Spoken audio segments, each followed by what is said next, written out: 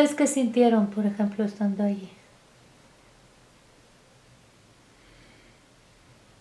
Son muchas, muchas impresiones. Bueno, primero que todo, solidaridad, indignación, vergüenza de pertenecer al género humano. Es De plano. de plano, es inverosímil lo que ahí sucedió. También sientes admiración por el esfuerzo de sobrevivencia y la capacidad de recuperación, ¿no? La fuerza de un pueblo para sobrevivir ese golpe. Claro. No, es una visita muy triste, pero muy aleccionadora. ¿Qué opinas cuando niegan el holocausto? Bueno, soy historiador, entonces pues ese tipo de afirmaciones me parecen absurdas, ¿no? Grotescas. Eh, Tal vez sean ignorancia, pero tal vez también quieran esconder cosas, ¿no? Negar pues, cosas que nos avergüenzan a todos y nos comprometen a todos para el futuro. Yo conocí Israel en el 2010. Eh, Se organizó, alguien me invitó o promovió una invitación de la Universidad Hebrea para que yo diera una charla sobre los 200 años de la independencia de México y los 100 años de la Revolución. Charlas, yo soy historiador, charlas absolutamente de carácter histórico local, o sea, no tiene nada que ver con la comunidad judía de México. Era qué fue la independencia, qué fue la revolución. Esto lo di en la Universidad Hebrea. Yo diría que en aquel entonces quien me pues, promovió ese viaje es una amiga y colega mía que se llama Judith Boxer. Ella fue la que, digamos, impulsó el que yo fuera. Estuve, pues me imagino, cosa de 10 días por ahí. Y me enamoré de Jerusalén, me enamoré de Israel, pero para ese enamoramiento ayudó mucho el lugar en donde me quedé, en donde realmente es un lugar mágico que se llama Mishkenot Shananim, enfrente de la muralla, cerca de la puerta de Jaffa. Es uno de los lugares más hermosos que puede haber en el mundo y claro, eso ayudó a que me enamorara. Me enamoré brutalmente de esa muralla, de esa ciudad antigua, pero también me encanta, Jerusalén moderno me gusta muchísimo. Es una ciudad, porque hay personas que piensan que la historia se detiene en ciertos momentos y esto es falso. Bueno, en algunas ocasiones sucede, ¿sí? Por ejemplo, las pirámides de Egipto o por ejemplo las zonas arqueológicas mayas. Pero Jerusalén sigue viva. Mi segunda visita fue una reunión que organizó la embajadora Ródica de rectores mexicanos. En ese entonces yo era el rector del Colegio de México. Entonces se hizo una visita muy, yo diría, importante. A mí me tocó ir a varias, 3 o 4, digamos, visitas de rectores mexicanos a otros países del mundo y yo creo que esa fue la más interesante. Estaba encabezada por la SEP, por CONACYT. Claro, la embajada era la que promovió todo y organizó todo. Ahí tuvimos la contraparte israelí. Pero se dividió un poco el grupo. Yo iba como representando al Colegio de México, que es una institución de ciencias sociales y humanidades. Entonces realmente a mí ir a ciertas universidades tecnológicas, ¿no? O a ciertos institutos de primer nivel de carácter pues, de física, de ciencias exactas y eso no era mi prioridad. Entonces yo me concentré junto con otro también que representaba al Colegio de México, digamos nuestro jefe de Relaciones Internacionales, el doctor Proudhon. Nos concentramos en la Universidad de Tel Aviv y en la Universidad Hebrea de Jerusalén. Pero sé que el resto de los rectores hicieron sus visitas, hicieron sus contactos, ha tenido repercusiones, hubo un encuentro de matemáticos judíos y matemáticos mexicanos en Oaxaca, resultas de ese encuentro. En fin, creo que varias instituciones firmaron convenios, nosotros lo hicimos con la Universidad Hebrea, tenemos muy buena relación con Tel Aviv, sí, así que para nosotros fue una visita muy fructífera. Y ahora mi tercera visita fue de un mes y tuvo que ver pues con la sociedad de amigos mexicanos que tienen digamos, un nuevo propósito de impulsar más visitas de mexicanos, de científicos sociales, de economistas, politólogos, historiadores, porque la Cátedra Rosario Castellanos sobre todo ha enviado escritores, ¿no? Críticos literarios o abiertamente escritores de creación, que también ha dejado muy buena... Yo platicaba con los profesores del área de literatura latinoamericana en la Universidad de Hebrea, Ruth Fein, por ejemplo, y bueno, la Cátedra Rosario Castellanos ha sido toda una experiencia para ellos, porque les llegan escritores, poetas o críticos literarios mexicanos de primer nivel, año con año. Así que contactos hay, faltan todavía, se pueden hacer muchas cosas. Jerusalén está muy lejos, pero yo creo que es una universidad, bueno, no creo, es una universidad de las principales del mundo, con una historia espectacular y un futuro yo creo que todavía más promisorio. Maravillosa experiencia, maravillosa universidad. ¿Qué fue lo que más te impactó de Jerusalén? ¿De Jerusalén o de la Universidad de Hebrea? Bueno, de los dos. De las dos. Bueno, de Jerusalén, la ciudad antigua, ¿sí?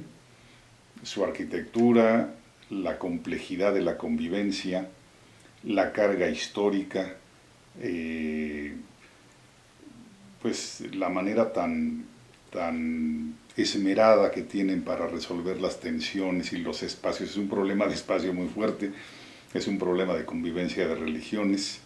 En fin, esa parte es interesantísima. Yo diría no hay lugar en el mundo que tenga esa carga histórica. Y es una lección de convivencia para la humanidad. Pero hay otras cosas que me fascinan de Jerusalén. Su cielo azul, su luminosidad, esos atardeceres sobre la muralla color dorado, color oro, son inolvidables.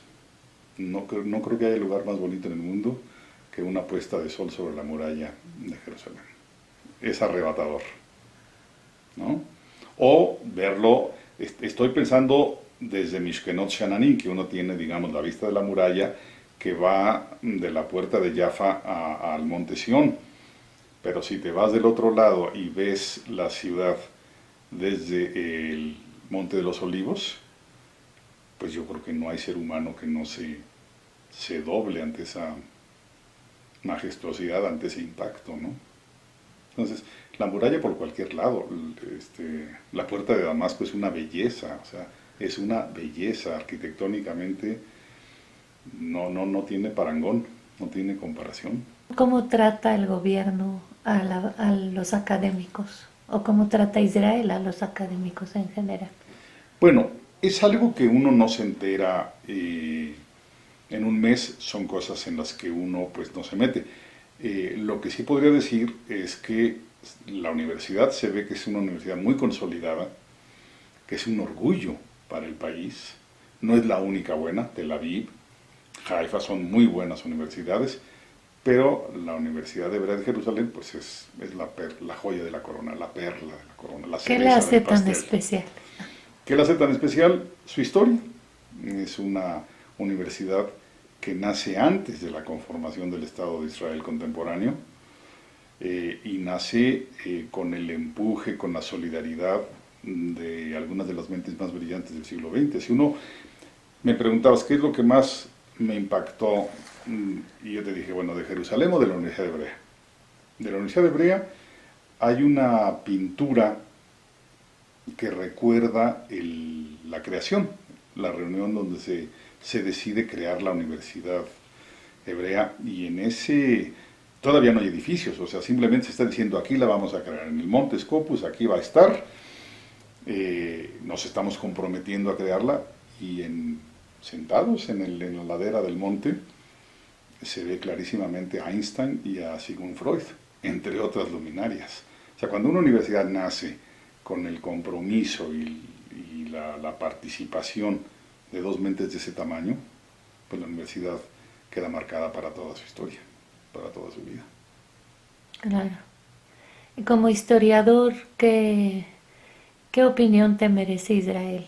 O sea, desde el punto de vista, desde la mirada de un historiador. Bueno, Porque ahí se está haciendo la historia. sí, bueno, ahí se ha hecho siempre la historia. Pues uno puede remontarse, digamos, al periodo bíblico, luego uno puede remontarse a etapas más contemporáneas, y cuando digo etapas más contemporáneas para un historiador puede ser, no sé, la etapa mameluca o la etapa turca. Ya siglo XX es una historia muy, muy interesante. Una historia de conflicto, una historia de esperanza, una historia de compromiso, y una historia además de esfuerzo. Lo que es impresionante en Israel en general, pero en Jerusalén en particular, es el esfuerzo para construir esa ciudad, ¿no? Para ganarle, digamos, condiciones al desierto, para poder tener una vida estable y tranquila, en fin, para tener cómo avanzan en cuestiones de ciencia, de educación.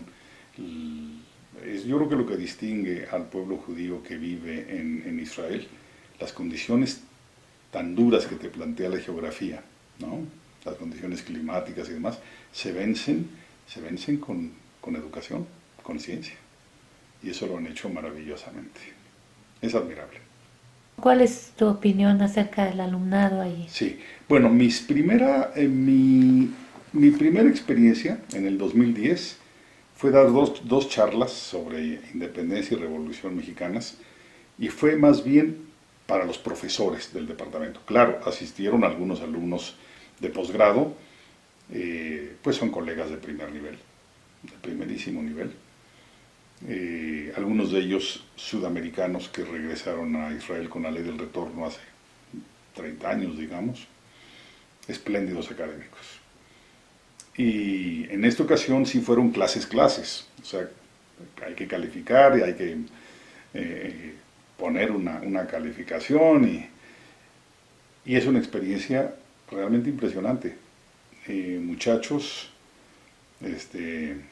israelíes, todos,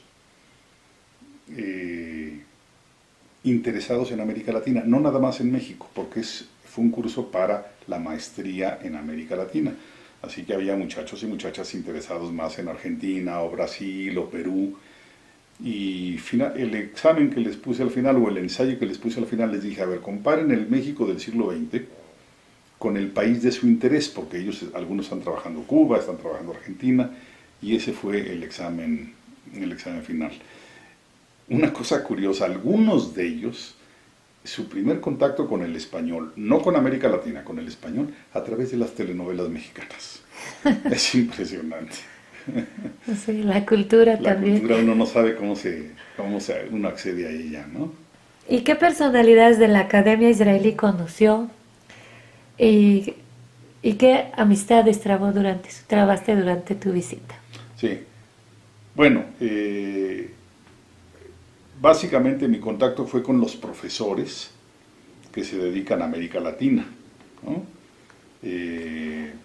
Yo destacaría a Ruth Fine, que es la coordinadora del departamento, una experta es argentina ella, radicada en Israel, experta en Borges y en la Biblia.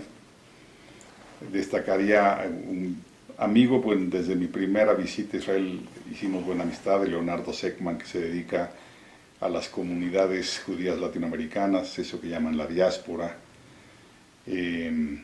Sus trabajos han sido hechos mucho con Judith Boxer aquí en México. Mario Steiger, que fue jefe del Departamento de Ciencia Política, no de política latinoamericana, de todo el Departamento de Ciencia Política, y ahora ya jubilado, recientemente jubilado. En fin, realmente muy buenos profesores y magníficos colegas. ¿Y alguna anécdota que te marcó durante tus visitas a Israel? Pues yo diría que muchísimas. Prácticamente cada día es una anécdota. Eh, Conocer tantos lugares históricos, ¿no? Yo no soy practicante de la religión católica, pero como pues casi todos los mexicanos nací, digamos, en la cultura católica. Entonces, los nombres de Nazaret, Belén, Jericó, que fuimos esta vez, pues claro que tienen un alto contenido histórico y me traían recuerdos infantiles, ¿no? Tiberíades, todo esto, pues claro que era muy fuerte. Eh, Básicamente eso han sido viajes de aprendizaje, viajes de, no puede decir uno de apropiación de otra cultura, porque la cultura judía no se aprende en una visita, es una cosa profundísima. Eh, pero sí por lo menos comprender ciertos detalles, ciertas cosas y aprender a respetar otras culturas de otras civilizaciones. Y creo que esa es la primera condición para que se establezca la paz en el mundo, respetar las otras culturas, las otras civilizaciones. Y cuando digo cultura estoy incluyendo la religión como parte de la cultura. Eso es fundamental. ¿Y consideras que eso se hace en Israel? Sí. ¿Tenías alumnos árabes, por ejemplo? No creo que en esta ocasión, pero en la universidad hay muchos alumnos árabes, alumnos y alumnas. Se les identifica, yo no tanto porque no tengo ese contacto, pero tienen una vida absolutamente normal, son estudiantes como cualquiera, son ciudadanos israelíes muchos de ellos. Así que en ese sentido, muy bien, muy interesante. ¿Y nunca te tocó algún atentado que No, estuvieras tú allí no, no, no, no, no. o en el país mientras estuvieras ahí? No, no, no, no. Eh,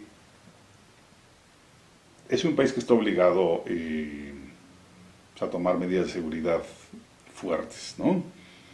Eh, no es fácil tener una relación con vecinos tan tensa, pero no, nada, nada del otro mundo. Lo normal, por ejemplo, los viernes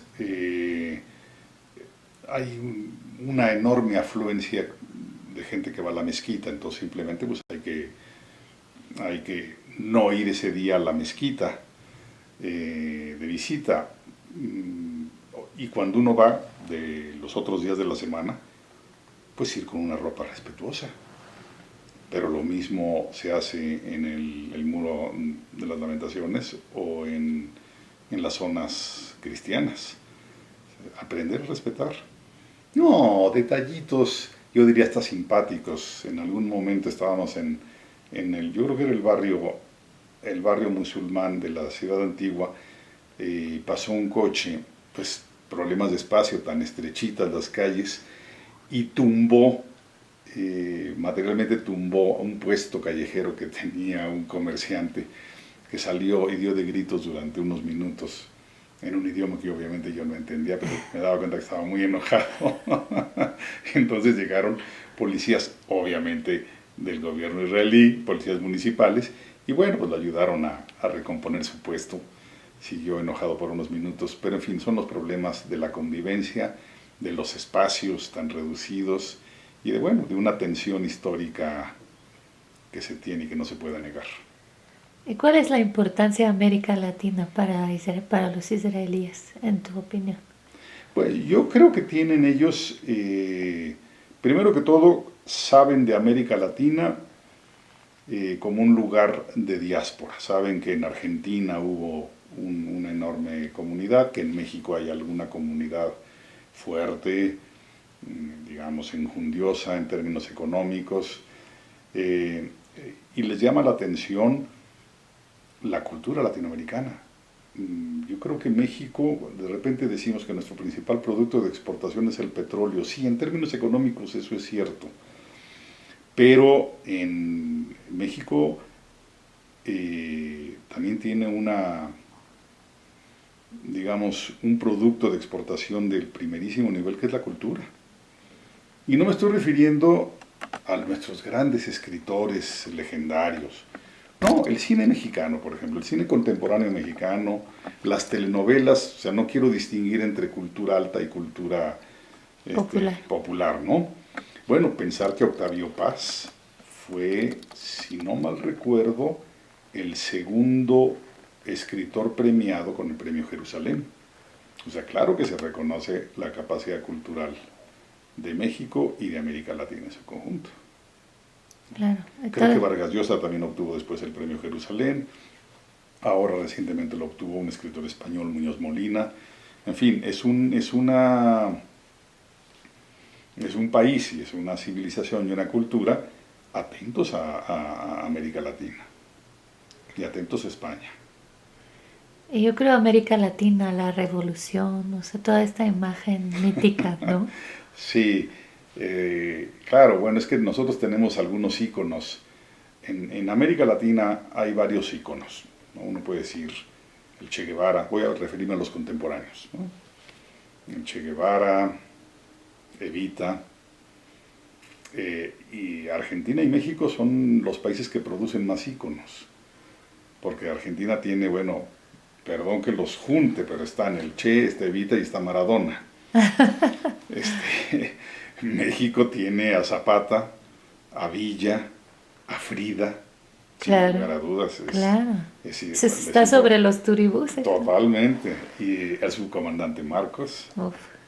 Este, esos, digamos, serían los íconos de una u otra manera positivos, les resultan simpáticos, ¿no? ¿Qué programas de intercambio se han establecido entre México y Israel? Una pieza fundamental es la Cátedra Rosario Castellanos. Se estableció por obvias razones, no tengo que decírselo a la comunidad judía de México, Ah, pero por el muchos nombre, no sabemos por que... el nombre de aquella pues escritora que fue embajadora y que murió en un accidente casero en la Embajada de México. Magnífica escritora. Ya que hablábamos del subcomandante Marcos, ella era de estas familias blancas de Chiapas, propietarios de tierras, y muchas de sus novelas tienen que ver con el tema indígena de Chiapas. Pero en fin, muere Rosario Castellanos y el gobierno de México, junto con el gobierno israelí y la Universidad Hebrea, establecen esta cátedra. Repito, por lo general la han visitado, la han tenido grandes escritores mexicanos, críticos literarios, pero ahora también están yendo a la Universidad Hebrea desde el Colegio de México y desde la UNAM, sobre todo estas dos instituciones son las que más lo han aprovechado, pues han estado enviando politólogos, historiadores, en fin, es a mi modo de ver muy interesante que nos conozcan a través de nuestras voces, ¿no? Entonces yo, por ejemplo, di un curso de 12 sesiones sobre historia de México en el siglo XX. Sé que en unos meses va a ir, porque ya aceptó él ir y ya se aceptó su visita, Federico Reyes Heroles, que es uno de los politólogos pues, más importantes de este país.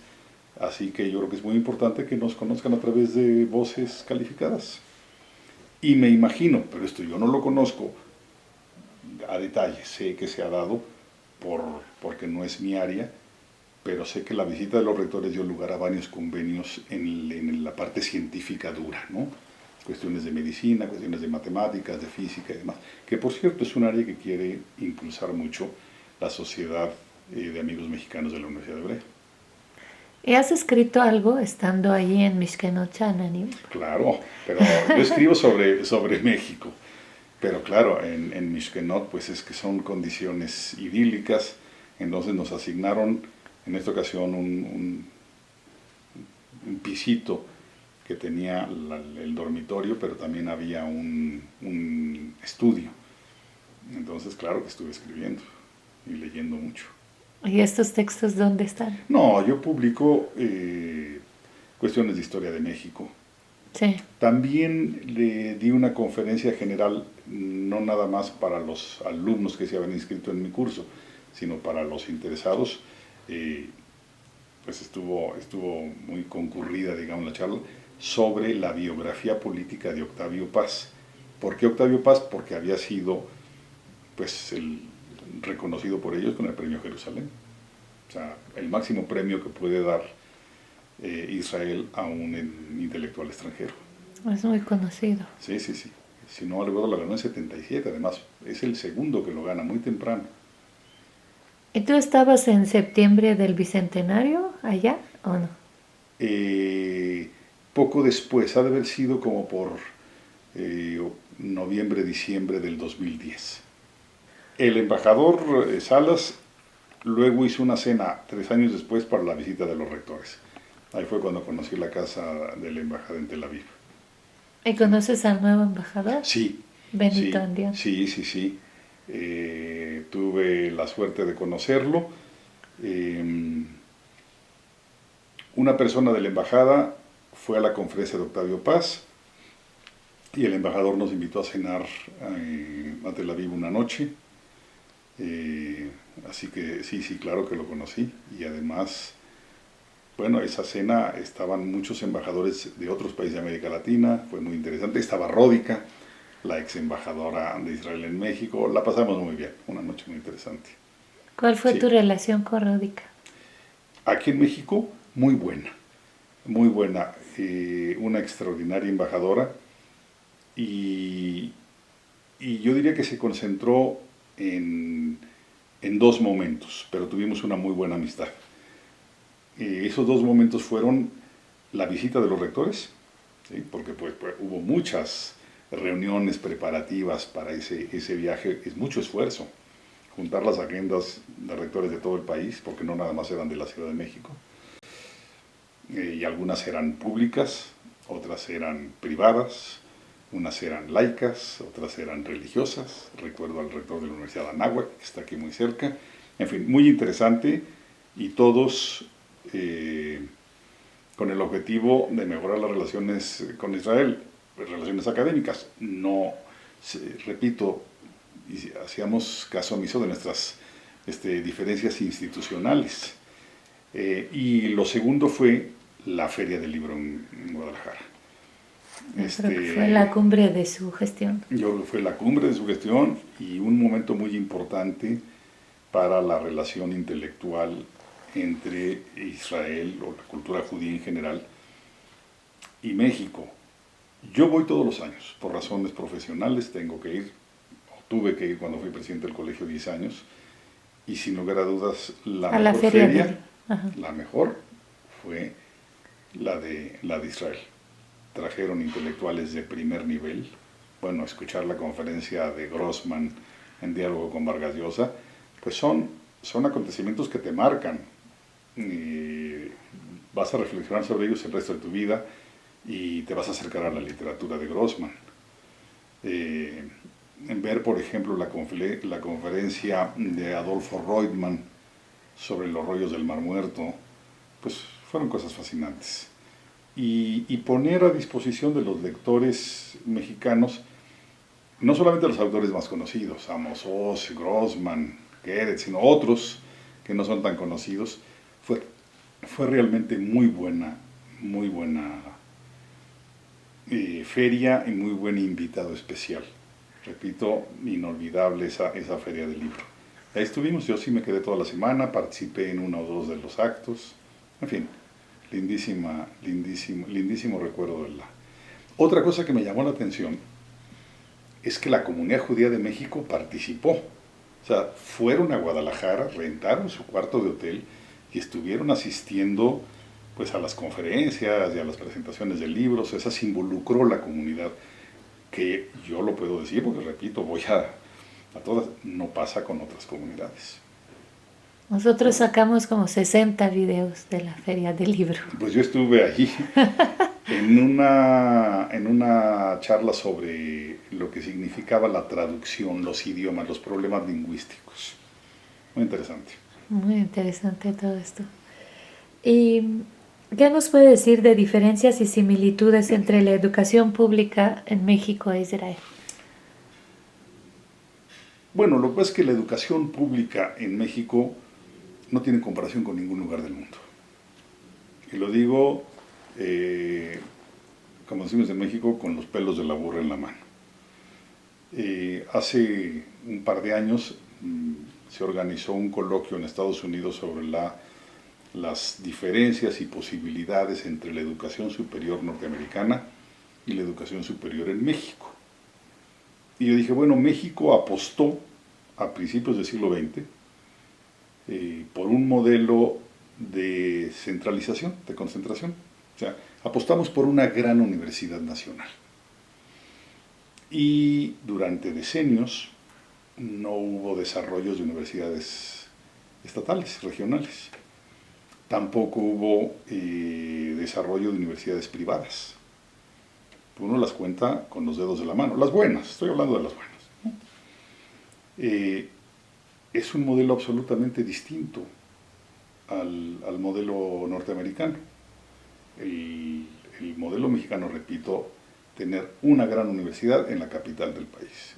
Y lo demás, a lo largo del siglo XX, en los 30, en los 40 e incluso más tardía, hay estados que tuvieron su universidad pública en los años 70, digamos con Echeverría y demás.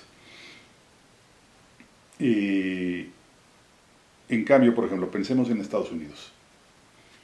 Casi desde el periodo colonial, casi desde la llegada del Mayflower, cada denominación religiosa ponía su universidad.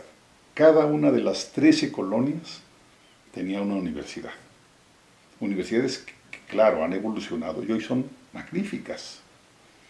Universidades privadas, universidades públicas. Si uno ve Estados Unidos, en prácticamente cada estado del país, puede ser desde California hasta el noreste, yo diría hay una buena universidad pública y varias privadas. Y hay ciudades que tienen media docena de universidades de primer nivel, estoy hablando de Boston, Nueva York. Ese no ha sido el caso en México. Apostamos por concentrar todo en una gran universidad. Y laica. Sí, laica y pública. En aquella reunión yo les decía, imagínense que Estados Unidos tuviera una gran universidad de cientos de miles de alumnos en Washington y que en el resto del país hubiera 50 universidades de medio pelo. Sería otro país. Sería otro país. Entonces, volviendo a Israel, sistema que no conozco del todo, bueno, pues en unas visitas así de breves no se puede conocer, sería una temeridad de mi parte sentenciar, pero sí uno percibe que hay la joya de la corona, que es la Universidad Hebrea, pero que hay muy buenas universidades, por lo menos Tel Aviv y Haifa, y estamos hablando de un país muy pequeño, físicamente pequeño. Yo entiendo que México, bueno, tiene que haber universidades en Yucatán y en Baja California, pero los jóvenes que viven en Tel Aviv o en Haifa podrían tener acceso a la educación superior de Jerusalén, pero no, el orgullo es que cada una de estas ciudades tiene su gran universidad, ¿no? Pero insisto, creo que la Universidad Hebrea sí está en otro nivel, y luego ya Tel Aviv y Haifa sobre todo. Y tú decías, sería otro país, sería como Estados Unidos sería otro país. Imagínate lo que sería Estados Unidos sin las aportaciones de universidades como Harvard, como Princeton. En términos científicos, el impacto sería brutal, impactos tecnológicos. Eso no se puede. Y yo creo que México, pues ahora su gran reto para el siglo XXI es impulsar mucho la educación en los estados, mejorar las universidades de los estados y seguir impulsando las universidades privadas de calidad. Las hay, se han desarrollado en los últimos decenios en México, pero ya las hay. Pienso en el ITAM, pienso en la Ibero, pienso en la Anáhuac, ahí van, están mejorando día a día. Pero también la UNAM es la joya de la corona. Oh, no, la joya de la corona es el Colegio de México. Ah, perdón. No, obviamente son las dos. Ah, sí. Para ciertas cosas el Colegio de México y para ciertas otras la UNAM. La UNAM es más que una universidad, es una forma de vida. Es la República Hermana Sí, de la Unión. sí, es entrañable. Comentaste el libro, tú fuiste uno de los moderadores del libro de Yuval Harari. Sí. ¿Qué nos puedes decir de este escritor y de su obra?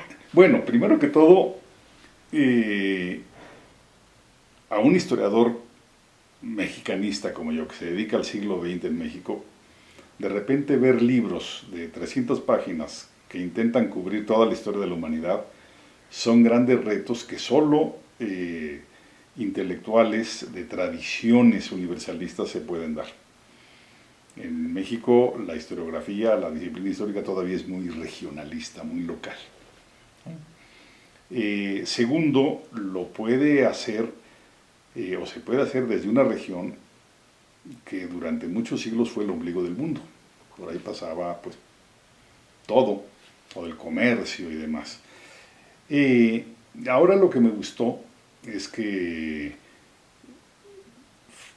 llego yo a Jerusalén, vamos mi esposa y yo al Museo de Israel y nos encontramos una exposición con objetos del propio museo, ¿sí?, basados en el libro de la historia de la humanidad. Así que ya se convirtió en una exposición de museo, una exposición temporal. Pero repito, todas las pruebas y eso fueron hechas con objetos del Museo de Israel. Qué interesante. Sí, Y interesantísimo. basándose en la obra Sí, de... sí, sí, sí, el guión es de él. O sea, es a partir de su libro se hizo esta exposición. Así que, además de que el libro ha tenido mucho éxito, pues ahora ya los niños y los jóvenes que van al museo lo ven, como se dice, con sus propios ojos, ¿no? Y no es precisamente muy apegado a la Biblia, ¿verdad? O sea, No, a la religión. no, es el libro de un científico y de un científico joven, entonces mezcla ese rigor científico con un manejo de los medios de comunicación. Es un libro muy atrevido, puede dar ejemplos de películas y de objetos históricos o de programas de televisión, en fin, es un libro de un intelectual muy capaz, pero además muy atrevido, muy valiente, muy original. Y tú cuando dices de que viene de una tradición universalista, te refieres al pueblo judío. Claro, claro. Desde esa zona del mundo se puede ver la historia de la humanidad completa, ¿no? Sí, ¿tú crees que como que viendo al pueblo judío se puede ver la historia? Absolutamente. ¿Por qué? Pues porque ahí está todo. Uno puede ver, vamos a hacer abstracción del periodo bíblico, ¿no? Pero empieza antes, el periodo babilónico, periodo bíblico, luego te vas a la ocupación árabe, te vas al periodo turco, se nos olvida porque después de la Primera Guerra Mundial el imperio turco se desvaneció, pero fue el imperio más poderoso del mundo de, digamos, los siglos XVI al XIX, junto con el imperio austrohúngaro, ¿no? Pero digamos que para esa parte del mundo, el imperio centralizador era el imperio otomano. No me cabe la menor duda que es un lugar que está muy cerca de los grandes acontecimientos del mundo. Y en el siglo XX, obviamente, el pueblo de Israel pues tiene un peso muy particular, ¿no? Con sus tragedias, Segunda Guerra, Holocausto, y con sus posibilidades.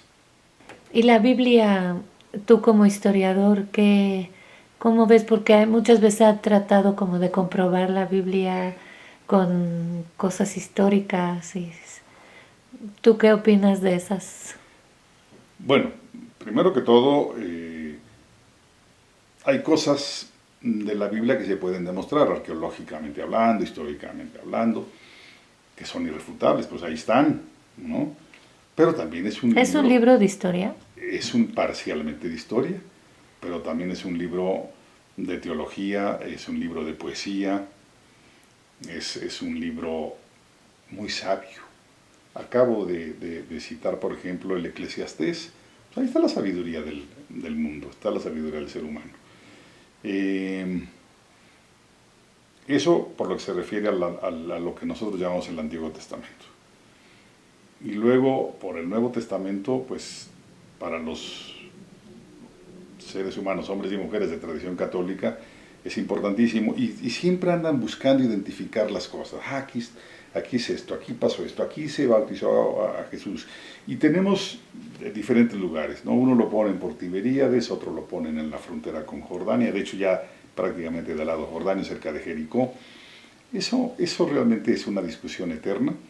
Yo veo más autenticidad, y lo reconozco, en la zona, obviamente en el muro de las Lamentaciones y en la mezquita. Se mantienen más cercanos al original. En cambio, en los espacios cristianos sí veo mucho acondicionamiento. Claro, tiene su historia. Pues llegaron la gente de Santa Elena, desde Constantinopla, a identificar los lugares y construyeron cosas. Y luego llegaron los cruzados y construyeron cosas. Y luego llegaron en el siglo XX, siglo XIX y siglo XX y construyeron cosas encima. No respetaron las construcciones originales. Y uno ve la mezquita y uno ve el muro y son los originales. Eso me impacta más. Ahora, en los otros espacios, lo que uno ve pues, es el lugar, ¿no? Por ejemplo, si estamos en el Monte de los Olivos, estas iglesias que han construido siglo XX, final del XIX, me impactan menos que saber que estoy en el Monte de los Olivos, ¿no? Preferiría que fuera nada más el Monte Pelón, con sus olivos. Entonces la Biblia no es nada más un libro para documentarse arqueológicamente, es un libro también de creencia, de fe. Y el que lo cree y no lo cree, eso es asunto muy particular. Y es un libro de grandes enseñanzas, ahí está la sabiduría humana. Y no sé si has sentido esta magia que luego se siente ahí, este tipo de que como que el tiempo pasa más rápido.